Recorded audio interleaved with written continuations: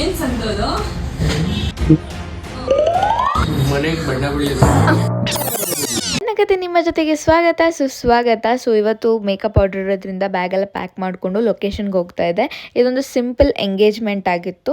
So ಇವತ್ತು ನನಗೆ hair style ಕೆಲಸ ಇತ್ತು, ಅಕ್ಕಂದು ಮೇಕಪ್ ಕೆಲಸ ಇತ್ತು. ಬಟ್ ಅವ್ರದ್ದು ಇನ್ನೊಂದು ಆರ್ಡರ್ ಇರೋದ್ರಿಂದ ಅದನ್ನು ಮುಗಿಸ್ಕೊಂಡು ಇಲ್ಲಿಗೆ ಬರ್ತಿದ್ರು. ಅಷ್ಟರಲ್ಲಿ ನನಗೆ ಹೇರ್ ಸ್ಟೈಲ್ ಏನೇನಿತ್ತು ಅದನ್ನೆಲ್ಲ ಕಂಪ್ಲೀಟ್ ಮಾಡಿ ಬಿಟ್ಟಿದ್ದೆ. ಅಷ್ಟರಲ್ಲಿ ನಮ್ಮ ಮೇಕಪ್ ಆರ್ಟಿಸ್ಟ್ ಅವರು ಬಂದರು. ಅವ್ರು ಮೇಕಪ್ ವರ್ಕ್ ಎಲ್ಲ ಮುಗಿಸಿದ್ರು. ಬಟ್ ಅನ್ಫಾರ್ಚುನೇಟ್ಲಿ ಮೇಕಪ್ ಮಾಡಿದ್ನ ತೋರ್ಸೋಕ್ಕಾಗಲ್ಲ, ಬಿಕಾಸ್ ಕ್ಲೈಂಟು ಬೇಡ ರಿವೀಲ್ ಮಾಡೋದು ಫೇಸ್ನ ಅಂದರು.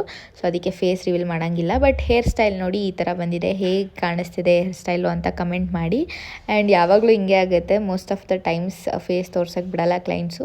But it's okay, fine. But ಅವ್ರಿಗೆ ಓವರ್ ಆಲ್ ಲುಕ್ ಎಲ್ಲ ತುಂಬ ಇಷ್ಟ ಆಗಿತ್ತು. ಸೊ ಅಲ್ಟಿಮೇಟ್ಲಿ ನಮ್ಗೆ ಅದೇ ಬೇಕಾಗಿದ್ದಿತ್ತು. ಆ್ಯಂಡ್ ಮನೆಗೆ ಹೋದ್ಮೇಲೆ ನನ್ನ ಮಗ ಕಿಟ್ಟೆಲ್ಲ ಓಪನ್ ಮಾಡಿ ಏನೇನೈತೆ ಅಂತೆಲ್ಲ ಚೆಕ್ ಮಾಡಿಬಿಟ್ಟು ನಾವು ಇದೇನಿದು ಸಂತು ಅಂತ ಕೇಳಿದ್ರೆ ಏನಂದ ಗೊತ್ತಾ, ಮನೆಗೆ ಬಣ್ಣ ಬಳಿಯೋದು. ಥರ ಎಲ್ಲ ಆನ್ಸರ್ಸ್ ಕೊಟ್ಟ ಮೇಲೆ ನಾವು ಅವನ್ನ ಕಾಲು ಇಳಿದೇ ಹೋದ್ರೆ ಬಿಡ್ತೀವಾ?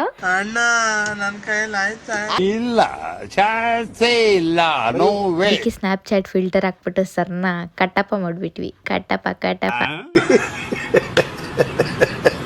ಈಗ ಸ್ಟೇ ನೆಕ್ಸ್ಟ್ ಸಿಗ್ತೀನಿ. ಅಲ್ಲಿವರೆಗೂ ಬಾಯ್.